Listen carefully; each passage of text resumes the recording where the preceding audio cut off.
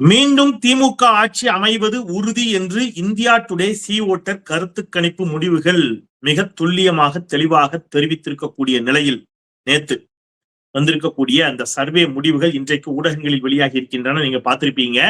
மீண்டும் திமுக ஆட்சி, அதுவும் எத்தனை பர்சன்டேஜ்? 45% திமுக முன்னிலையில் முதல் இடத்தில் இருக்கிறது. இரண்டாவது வரப்போற கட்சிக்கும் திமுகவிற்கும் 12%, 12 விழுக்காடு வாக்கு வித்தியாசத்தில் திமுக 12% ரொம்ப ஹியூஜ் பர்சன்டேஜ்ங்க, ரொம்ப பெருசு என்று திமுக மீண்டும் ஆட்சி அமைக்கும் என்று இந்தியா டுடே கருத்து கணிப்பு சொல்லி இருக்கின்றன. அஇஅதிமுக கடும் அப்செட்ல இருக்குது. விஜய் விரக்தியில இருக்கிறாரு. எதிர்கட்சிகள்லாம் வாயிலையும் வயிற்றையும் அடிச்சுட்டு ஆள ஆரம்பிச்சிட்டாங்கன்னு கேள்வி. எனக்கு தெரிஞ்சு ஒரு நம்பகமான தகவல் என்ன அப்படின்னு கேட்டீங்கன்னா, விஜய் அடுத்த படத்துக்கு கதை கேட்க தொடங்கிட்டார் அப்படிங்கிற அளவுக்கு செய்தி.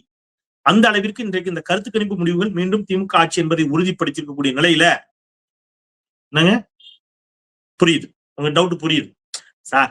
கருத்து கணிப்புன்னா அது வரத்தான் செய்யும், அது அப்படியே நடக்கும்னு என்ன கட்டாயமா? வேற 2-3 கருத்து கணிப்பு அதிமுக ஆட்சிக்கு வரும்னு சொல்லுது. இன்னும் சில கருத்து கணிப்பை எடுத்தவங்க விஜய் நிறைய ஓட்டு வாங்குவார்னு சொல்றாங்க. ஆளாளுக்கு சொல்றது தானே சார். கருத்து கணிப்பு எல்லாம் அப்படியே நடக்கும்னு என்ன கட்டாயம்? இந்தியா டுடே சி ஓட்டர் திமுக மீண்டும் ஆட்சிக்கு வருவது உறுதி என்று ஒரு கருத்து கணிப்பு சொல்லியிருக்குன்னா அதை மட்டும் நீங்க எடுத்துப்பீங்களா அப்படின்னு ஒரு கேள்வி உங்கள் மனதில் தோன்றுவது எனக்கு புரிகிறது. அப்போ கடந்த காலத்துல இதே இந்தியா டுடே சி ஓட்டர் கருத்து கணிப்பு என்னெல்லாம் சொல்லிச்சு, அது சரியா நடந்துச்சா அப்படிங்கிறத செக் பண்ணோம்னா நாம இப்ப சொல்றது சரியா இருக்குதாங்கிறத செக் பண்றதுக்கு சரியா இருக்கும் இல்லையா? ஸோ அதைத்தான் நாம இன்னைக்கு இந்த வீடியோல செய்ய போறோம்.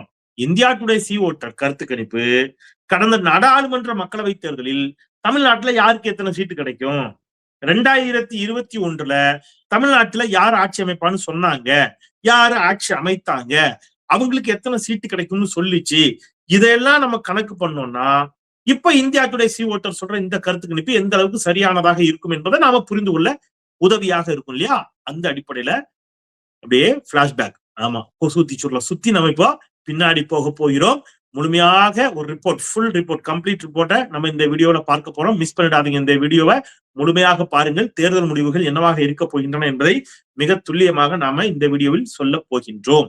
அனைவருக்கும் வணக்கம். இது தமிழ் கேள்வி. மீண்டும் உங்களை சந்திப்பதில் மிக்க மகிழ்ச்சி. நான் செந்தில். இது செந்தில் வேல் வீச்சு. தமிழ் கேள்வியை மறக்காம சப்ஸ்கிரைப் செய்து பாருங்கள், உங்கள் பேராதரவை தாருங்கள் என்று கேட்டுக்கொண்டு இன்னைக்கு வீடியோக்குள்ள போலாம். தம்பி அதை ஸ்கிரீன்ல காட்டிடுங்க முதல்ல. இது இப்ப வந்திருக்கிறதுங்க. என்ன சொல்றாங்க அப்படின்னா, 2024 லோக்சபா தேர்தல், நாடாளுமன்ற மக்களவை தேர்தல் நடந்தது அல்லவா?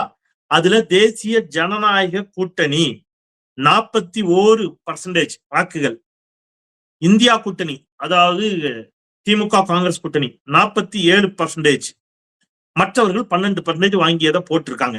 இது அவங்க வாங்கினது.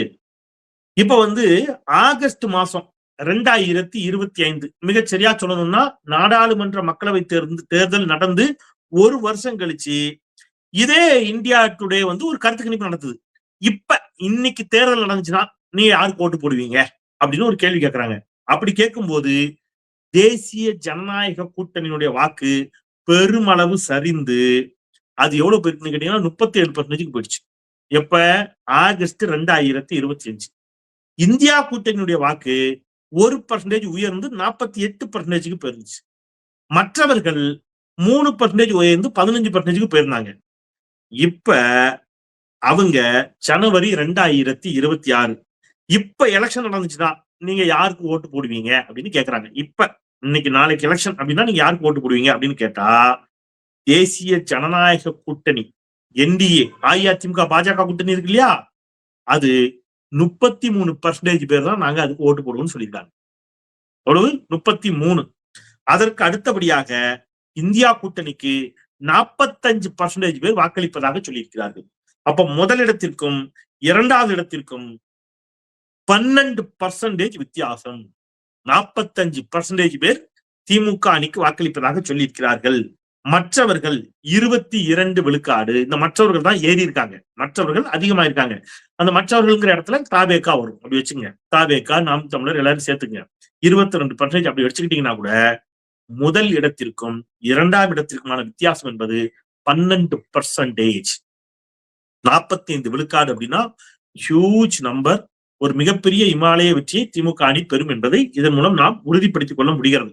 சரி, இப்ப இதே என்ன கணிச்சாங்க சார் அப்படின்னு பாத்தீங்கன்னா, நீங்க வந்து இந்த இந்தியா டுடே எப்படி கணிச்சது இதுக்கு முன்னாடி அப்படின்னு கேட்டீங்கன்னா, அவங்க வந்து 2024 நாடாளுமன்ற மக்களவை தேர்தலை வந்து அவங்க கணிச்சாங்க. என்ன கணிச்சிருக்கிறாங்க? இந்தியா கூட்டணி 39 இடங்களில் வெல்லும். எவ்வளவு? 39 இடங்கள்ல இந்தியா கூட்டணி வெல்லும் அப்படிங்கறத வந்து அவங்க வந்து சொல்லியிருக்கிறாங்க. சொன்ன மாதிரியே 39 இடங்கள்ல அது வந்து வென்றுச்சு, நம்ம பார்த்தோம். 2021 தேர்தல் முடிவுகள் எப்படி இருக்கும் என்று இந்த கருத்து கணிப்பு முடிவுகள் சொன்னது இணையத்துல இருக்குது. The 2021 India Today Sea Voter bracketல and similar Times Now Sea Voter surveys for Tamil Nadu predicted a comfortable victory for the DMK lead alliance with projection of placing them in the range of 158 to 165. 158 சீட்டுக்கு மேல 165 சீட்டு வரைக்கும் திமுக கூட்டணிக்கு கிடைக்கும் என்று சொன்னார்கள். The surveys indicated a strong swing in favor of the Stalin lead coalition over the so இப்ப இவங்க கணித்தது இப்படி இருக்கிறது. தேர்தல் முடிவு என்னவாச்சு அப்படின்னு பாத்தீங்கன்னா, 2021 அதாவது கடந்த சட்டமன்ற தேர்தல் முடிவுகளின் அடிப்படையில் திமுக கூட்டணி 159 இடங்களில் வெற்றி பெற்றது. அப்போ அந்த கருத்து கணிப்பு என்ன சொல்லிச்சு? 158க்கு மேல 165 வரைக்கும் வெற்றி பெறும் திமுக கூட்டணி என்று சொன்னார்கள். திமுக கூட்டணி எத்தனை இடங்களில் வெற்றி பெற்றது? 159 இடங்களில் வெற்றி பெற்றது. அப்ப அப்படி துல்லியமா ஒரு கருத்து கணிப்ப இந்தியா டுடே சி ஓட்டர் கடந்த சட்டமன்ற தேர்தலில் கொடுத்தது, அது அப்படியே நடந்திருக்கிறது. அதைதான் இங்க நான் குறிப்பிடணும்னு விரும்புறேன். அப்ப 2021 சட்டமன்ற தேர்தல், 2024 நாடாளுமன்ற மக்களவை தேர்தல், இந்த 2 தேர்தல்களிலும் இந்த கருத்து கணிப்பு மிக துல்லியமாக அப்படியே பிரதிபலித்திருக்கிறது தேர்தல் முடிவுகளில். சரி, இதே இந்தியா டுடே சி ஓட்டர் கருத்து கணிப்பு மற்ற மாநிலங்களில் வித்தியாசப்பட்டதும் உண்டு, நான் அதையும் ஒத்துக்கிறேன். நாடாளுமன்ற மக்களவை தேர்தலில் ஓவராலா இந்தியா முழுமைக்கும் எடுத்ததுல அவங்களுடைய கருத்து கணிப்புக்கும் நான் வந்த ரிசல்ட்டுக்கும் மாற்றங்கள் இருக்கிறது என்பதையும் ஒத்துக்கொள்கிறேன். ஆனால் பாஜக தான் ஆட்சி அமைக்குங்கிறத அவங்களும் சொன்னாங்க. ஆனால் பாஜக எவ்வளவு நம்பர்ஸ்ல ஆட்சி அமைக்கணும் அவங்க சொன்னாங்க ஒன்றியத்துல, அதுல டிஃபர் ஆகுது. பட் தமிழ்நாட்டை பொறுத்தளவுல கடந்த 2 தேர்தல்களாக இந்தியா டுடே சி ஓட்டர் கருத்து கணிப்பு என்பது முடிவுகள் என்னவா, இவங்க கருத்து கணிப்பு என்னவா இருக்கோ அதுதான் முடிவு கிட்டப்பட்ட அப்படிங்கிற அளவுக்கு இருக்குது. அப்ப மற்ற கருத்து கணிப்புகளை போல இல்ல, இந்த இந்தியா டுடே சி ஓட்டர் கருத்து கணிப்பு என்பது தமிழ்நாட்டை பொறுத்தளவுல மிக துல்லியமாக இருந்திருக்கிறது என்பது நமக்கு அவர்களுடைய தரவுகளின் கீழ் தெரிய வருகிறது. சரி, அப்படின்னா சார் பெரும் வெற்றி பெறுவாங்க போல இருக்கு சார் திமுக அப்படின்னு நீங்க கேட்கறது எனக்கு புரியுது. ஆமா, அதுக்கு ஒரு உதாரணம் சொல்றேன். கடந்த நாடாளுமன்ற தேர்தலில் 2024 நாடாளுமன்ற மக்களவை தேர்தலில் புதுவையோடு சேர்த்து 40க்கு 40 தொகுதிகளிலும் திமுக வெற்றி பெற்றது அல்லவா? அந்த 40 நாடாளுமன்ற தொகுதிகளுக்கு உட்பட்ட சட்டமன்ற தொகுதிகள் புரியுதுல உங்களுக்கு? இப்போ ஒரு உதாரணத்துக்கு நீங்க வந்து திருநெல்வேலி நெல்லை நாடாளுமன்ற தொகுதின்னு வைங்க, ரைட்டா? அல்லது கன்னியாகுமரி நாடாளுமன்ற தொகுதி, தூத்துக்குடி நாடாளுமன்ற மக்களவை தொகுதி, இப்படி எடுத்துக்கிட்டுங்க. இப்படி எடுத்துக்கிட்டீங்கன்னா ஸ்ரீபெரும்புதூர் இப்படி எடுத்தீங்கன்னா ஒரு நாடாளுமன்ற தொகுதிக்கு கீழே 6 சட்டமன்ற தொகுதிகள் இருக்குது. இப்படி 234 சட்டமன்ற தொகுதிகளையும் பிரிச்சிருக்கிறாங்க. சரி, இந்த நாடாளுமன்ற தொகுதிகளினுடைய வெற்றியை 40க்கு 40 தொகுதிகளிலும் பெற்ற வெற்றியை சட்டமன்ற தொகுதி வாரியா பிரிச்சு எத்தனை சட்டமன்ற தொகுதிகளில் திமுக முன்னிலை பெற்றது அப்படின்னு கணக்கு பண்ணீங்கன்னா 221 சட்டமன்ற தொகுதிகளில் திமுக முன்னிலை. எவ்வளவுங்க? 221 சட்டமன்ற தொகுதிகள்ல திமுக தான் முன்னிலை, முதலிடம். எதுல? இப்ப நடைபெற்று முடிந்த கடைசியா 2024 நாடாளுமன்ற மக்களவை தேர்தல் நடந்தது அல்லவா?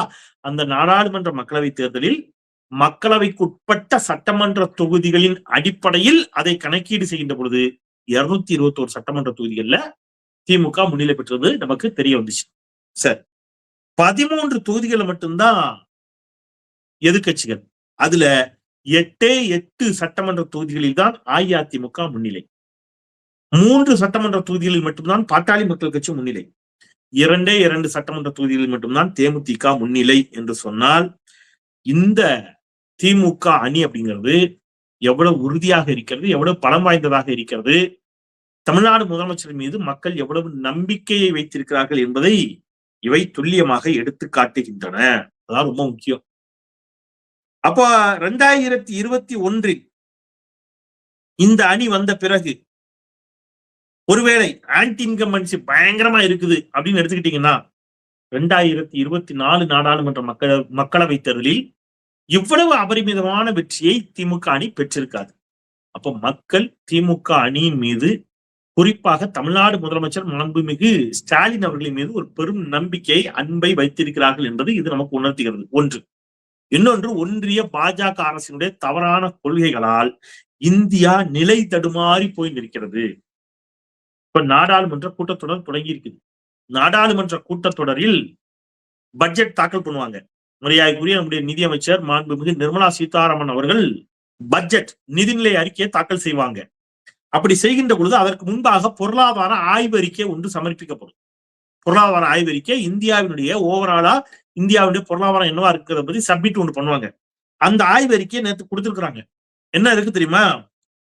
ரூபாயின் மதிப்பு மிக மிக மோசமாக செயல்படுகிறது. ரூபாயின் மதிப்பு கடந்த 2025ஆம் ஆண்டில் மோசமாக செயல்பட்டுள்ளதாக ஒன்றிய அரசு தெரிவிப்பு. சேவைகள் மற்றும் வெளிநாட்டு பணவரவு மூலம் கிடைக்கும் உபரி வருவாய் இந்தியாவின் வர்த்தக பற்றாக்குறையை சரி செய்ய போதுமானதாக இல்லை. ரூபாயின் மதிப்பை நிலைநிறுத்த இந்தியா வெளிநாட்டு முதலீடுகளையே பெரிதும் சார்ந்துள்ளது. இதெல்லாம் ஒன்றிய அரசு கொடுத்த பொருளாதார ஆய்வறிக்கை. அப்படின்னா என்ன அர்த்தம்? டாலருக்கு நிகரான இந்திய ரூபாயின் மதிப்பு அதல பாதாளத்துக்கு போயிட்டு இருக்குது. இதனால் இந்தியாவில் பொருளாதாரம் மிகப்பெரிய அளவு சிக்கலை, பின்னடைவை சந்தித்திருக்கிறது. நான் சொல்லல, ஒன்றிய அரசினுடைய பாஜக அரசினுடைய பொருளாதார ஆய்வறிக்கை சொல்லுகிறது. மன்மோகன் சிங் இருக்கின்ற பொழுது இதே பிரதமர் மோடி என்ன சொன்னார் தெரியுமா? டாலருக்கு நிகரான இந்திய ரூபாயின் மதிப்பு ஏன் வீழ்ச்சி அடைகிறது? ஒழுங்கா ஆட்சி செய்ய தெரியல உங்களுக்கு. இன்னைக்கு நீங்க தான் இருக்கிறீங்க 3வது முறையாக பிரதமராக. 5 வருஷம் போது எல்லாத்தையும் சரி பண்ணுன்னு சொன்னீங்க. இப்ப 10 வருஷம் ஆச்சு, இன்னும் சரி பண்ணல உங்களால. அவ்வளத்தையும் வித்து தின்னுகிட்டு இருக்கீங்க. முடிவுக்கு வருகிறது ஆர்டிஐ சட்டம். பொருளாதார ஆய்வறிக்கையில் சொல்றாங்க, ஆர்டிஐ தகவல் அறியும் உரிமை சட்டத்தை முடிவுக்கு கொண்டு வருவதை பற்றி ஒன்றிய அரசு இன்றைக்கு பரிசீலித்துக் கொண்டிருக்கிறது. இப்படி கடுமையான காலகட்டத்துல, இந்தியா பொருளாதார ரீதியாக மிகப்பெரிய பின்னடைவை சந்தித்துக் கொண்டிருக்கக்கூடிய காலகட்டத்துல அதே ஒன்றிய அரசுடைய பொருளாதார ஆய்வறிக்கை தான் நேற்று உறுதியாக சொல்லுகிறது, நாட்டின் ஒட்டுமொத்த இந்தியாவுடைய, நல்ல கேட்டுங்க, ஒட்டுமொத்த இந்தியாவினுடைய உற்பத்தி துறை வேலை வாய்ப்பில் சுமார் 15% பங்களிப்பை அளித்து தமிழ்நாடு முதலிடத்தில் இருக்கிறது. எப்படிங்க? வேலை வாய்ப்பு இல்ல, எதிர்கட்சிகள் இதே பாஜக களத்துல பேசுது. என்ன பேசுது? தமிழ்நாட்டில் அது இல்ல, இது இல்ல, வளர்ச்சி இல்ல. ஆனா ஒன்றிய அரசு நிதி அமைச்சர் மாண்புமிகு நிர்மலா சீதாராமன் அவர்கள் பொருளாதார ஆய்வறிக்கையில் என்ன சொல்றாங்க? நாட்டின் ஒட்டுமொத்த உற்பத்தி துறை வேலை வாய்ப்பில், மேனுபேக்சரிங் செக்டார்ல 15% பங்களிப்பை கொண்டு தமிழ்நாடு முதலிடம். குஜராத், வளர்ச்சியடைந்த குஜராத், டபுள் இன்ஜின் சர்க்கார், 30 ஆண்டுகளாக பாஜக ஆட்சி செய்யும் குஜராத் வெறும் 13%. 4 ஆண்டுகளில் தமிழ்நாட்டை 15% கொண்டு வந்து முதலிடத்திற்கு கொண்டு வந்திருக்கிறார் முத்துவேல் கருணாநிதி ஸ்டாலின். யாருக்கும் பாராட்ட மனசு வராது எதிர்கட்சிகளுக்கு. ஆனா அது அப்படிதான். திமுக என்ன நல்லது செஞ்சாலும் பாராட்ட மாட்டோம். பிஜேபினா கக்கப்புக்கான்னு பாராட்டுறது. மகாராஷ்டிரா 13%, உத்தரப்பிரதேசம் அள்ளி அள்ளி இவங்க கொடுக்குற உத்தரப்பிரதேசம். இந்த வினு சக்கரவர்த்தின்னு ஒருத்தர் காங்கிரஸ்ல இருக்கிறாரு. அவர் தான் சொல்லுவார் அடிக்கடி, உத்தரப்பிரதேசத்தின் கடனை விட தமிழ்நாட்டின் கடன் அதிகரித்து விட்டது. அந்த வினு சக்கரவர்த்தி போய் யாராவது சொல்லுங்க. எவ்வளவு தெரியுமா? உத்தரப்பிரதேசத்துடைய மேனுபேக்சரிங் செக்டார் வெறும் 8%. வெறும் 8 விழுக்காடு. மக்கள் தொகை என்ன? உத்தரப்பிரதேசத்துடைய மக்கள் தொகை என்ன? நம்முடைய மக்கள் தொகை என்ன? நம்மள மாதிரி எத்தனை மடங்கு பெரிய ஸ்டேட் அவன். ஆனா வெறும் 8%. கர்நாடகா வெறும் 6%. ஆனா இன்னைக்கு தமிழ்நாடு உற்பத்தி துறையில் 15% பங்களிப்புடன் இந்தியாவில் முதல் மாநிலமாக இருக்கிறது என்று சொன்னால், பொருளாதார வளர்ச்சியில் 11.19 விழுக்காடை பெற்று முதல் மாநிலமாக இருக்கிறது என்று சொன்னால், வேலைக்கு செல்லும் பெண்கள் அதிகம் நிறைந்த மாநிலத்தில் முதல் மாநிலமாக தமிழ்நாடு இருக்கிறது என்று சொன்னால், 4.5 வருஷத்துல இந்த ஸ்டாலின் அரசு செய்த இத்தனை சாதனைகளையும் மக்கள் அப்படியே மறந்துடுவாங்களா என்ன? அப்படியா மக்கள் தமிழ்நாடு மக்கள் சினிமா நடிகரின் பின்னாடியும் மதத்தின் பின்னாடியும் போயிட போறாங்க? போலியான பொய்யான விமர்சனங்களை நம்பி ஏமாந்துருவாங்க? பிராக்டிகலா யோசிக்கிறாங்க. ஒரு வாதத்துக்கு கேட்கிற, அப்படியே மக்கள் ஏமாந்துட்டாங்க. இவ்வளவு நன்மை செய்த பிறகும் ஒரு அரச மக்கள் ஒருவேளை தேர்ந்தெடுத்த தவறிட்டாங்க அப்படின்னா ஒன்னும் பிரச்சனை இல்ல. அது அவங்க தலையிலேயே மண்ணவாரி போட்டுக்கிட்டதுக்கு சமம். அப்புறம் இவங்களுக்கு எடப்பாடி பழனிசாமி தான் முதலமைச்சரா கிடைப்பாரு, அல்லது 84 நம்ம அவர் பேர் என்ன புசி தான் இவங்களுக்கு எல்லாம் லாய்க்கு. இவ்வளவுதான், வேற என்ன பண்றது? நம்ம தலையெழுத்து அதுன்னா யார் மாத்த முடியும் அப்படிமாங்கல்ல ஊர்ல, அந்த மாதிரி தான். ஆனால் ஒருபோதும் தமிழ்நாடு அவ்வாறான தவறை செய்யாது. ஏன் எங்க தொகுதி மட்டும் எடுத்து சொல்றாங்க, நான் நிறைவா இதை சொல்லிட்டு நிறைவு செஞ்சிடறேன். மனசாட்சியோட பேசுறவங்களுக்கு தெரியும். 4 வருஷத்துலங்க, 4 வருஷம் வள்ளியூர் ராதாபுரம் தொகுதி மாண்புமிகு சபாநாயகர் அப்பாவு அவர்கள் சட்டமன்ற உறுப்பினர். இந்த 4 வருஷத்துல நம்ம கண்ணுக்கு தெரிஞ்சு, எங்க ஊருங்கிறதுனால நான் சொல்றேன், எங்க தொகுதியில் இது மாதிரி தமிழ்நாடு முழுக்க பேச முடியும். நீண்ட காலமாக இடித்து புனரமைத்து புதுப்பித்து விரிவாக்கம் செய்யப்பட வேண்டும் என்ற கோரிக்கை. பேருந்து நிலையம், புதிய பேருந்து நிலையம், அது புதுசு நாங்க சொல்லிக்கிறோம், அது ரொம்ப வருஷம் ஆச்சு, பழசாச்சு. அந்த பேருந்து நிலையம் இன்றைக்கு மிக பிரமாதமாக, மிகச் சிறப்பாக, முற்றிலுமாக இடித்து புதிதாக இந்த 4 வருஷத்துக்குள்ள கெட்டப்பட்டு மிக பிரம்மாண்டமாக இன்றைக்கு ஒரு புதிய பேருந்து நிலையம் பணிகள் முடிக்கப்பட்டு விட்டன. சந்தை, தினசரி சந்தை பல ஆண்டுகளாக ஓலக்குடிசையிலையும் இதுலயும் இருந்துச்சு, ஓட்லயும். இந்த 4 வருஷத்துல மிக பிரம்மாண்டமாக சூப்பரா ஒரு தினசரி சந்தையை கெட்டி முடிச்சாச்சு. சரியா? மருத்துவமனை, அரசு மருத்துவமனை, அரசு தலைமை மருத்துவமனை, திருநெல்வேலி ஒன்றுபட்ட திருநெல்வேலி தென்காசியாக இருந்த போது திருநெல்வேலியில அரசு மருத்துவமனை இருக்கும், அரசு தலைமை மருத்துவமனை தென்காசியில இருந்துச்சு. தென்காசி தனி மாவட்டமாக பிரிக்கப்பட்ட பிறகு திருநெல்வேலிக்குள்ள இன்னொரு இடத்துல தலைமை மருத்துவமனை அமைக்கணும். அந்த தலைமை மருத்துவமனை இன்னைக்கு வள்ளியூருக்கு கொண்டு வரப்பட்டிருக்கு. மிகப்பெரிய பிரம்மாண்டமான மருத்துவமனை. அப்ப அரசு மருத்துவமனை, மிகப்பெரிய ஒரு பேருந்து நிலையம், சந்தை, கோர்ட்டு, மாவட்ட நீதிமன்றம், அடிஷனல் கோர்ட் எங்க? வள்ளியூருக்கு. குடிநீர் இணைப்புகள், பல்லாயிரக்கணக்கான வீடுகளுக்கு தாமிரபரணி கூட்டு குடிநீர் திட்டத்தின் மூலம் குடிநீர் இணைப்புகள் 4 வருஷத்துல. இது இல்லாம குடியிருப்புகள், அடுக்குமாடி குடியிருப்புகள், வீடு இல்லாதவர்களுக்கு. மனசாட்சியோட பேசணும். வேற எந்த கவர்மெண்ட்ல இதெல்லாம் நடந்திருக்குது? யாரா ஒருத்தர் சொல்லுங்க. எந்த அரசு, எந்த ஆட்சி காலத்தில் இது போன்ற திட்டங்களை தீட்டி இருக்கிறது என்பதை யாராயினும் ஒருவர் எனக்கு புள்ளி வரங்களோட சொல்லணும். கிடையாது. இப்ப இவ்வளவு தூரம் இன்னைக்கு திமுக அரசு, அதனாலதான் எல்லா குறியீடுகளிலும் இன்றைக்கு தமிழ்நாடு முதன்மை மாநிலமாக முன்னிலை பெற்று நிற்கிறது. அந்த அடிப்படையில் மீண்டும் திமுக ஆட்சி அமைவதை உறுதி செய்திருக்கிறது சி ஓட்டர் இந்தியா டுடே கருத்து கணிப்பு. இந்த கருத்து கணிப்பை இன்னும் கூடுதல் வாக்குகள் வித்தியாசத்தில், இன்னும் அதிகமான பர்சன்டேஜோடு திமுகவை மீண்டும் ஆட்சியில் அமர்த்த வேண்டிய பொறுப்பும் கடமையும் தமிழ்நாடு மக்களுக்கு இருக்கிறது. அது தமிழ்நாட்டை இன்னும் பல அடி உயரத்திற்கு, முன்னேற்றத்திற்கு கொண்டு செல்லும் என்பதை சொல்லி மீண்டும் ஒரு முறை தமிழ் கேள்வி சப்ஸ்கிரைப் செய்து பாருங்கள், உங்கள் பேராதரவை தாருங்கள் என்று கேட்டு விடைபெறுகின்றேன். குரலற்றவர்களின் குரலாய் நான் செந்தில். நன்றி.